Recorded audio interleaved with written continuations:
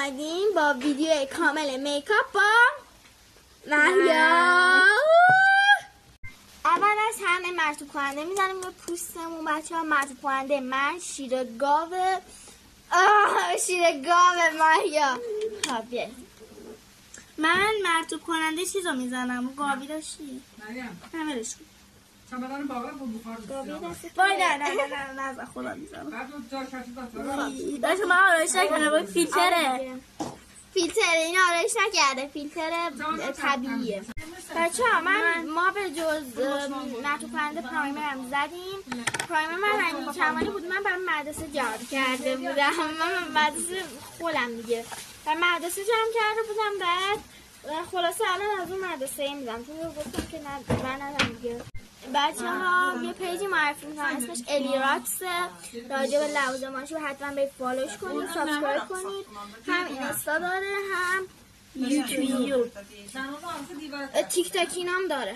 من الان کرمپود داریم میزنیم. من چون سفید بودم کم زدم. من زیاد گندمی زیاد زدم. من سفیدم زیاد دیگه بچه ها ما الان چیزو داریم در حال بلند کردن کرمپود.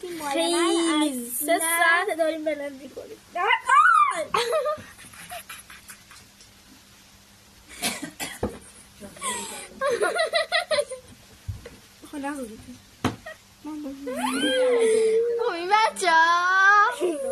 بچه ها ما امروز از دنده چپ بلند شدیم. بله تا ساعت شاید بگیم یکی زور خوابیدیم چون که نامزدی خواهرم بود.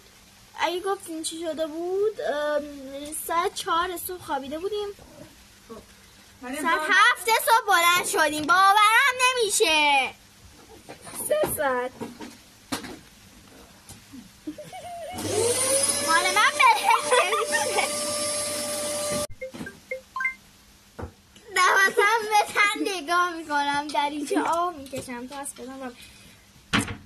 وای بچه رو برای کانسر ببینید مقدار زیاد.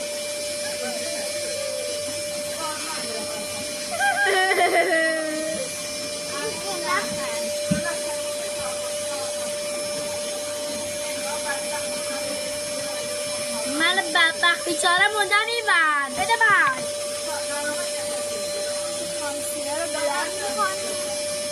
بچه ها شما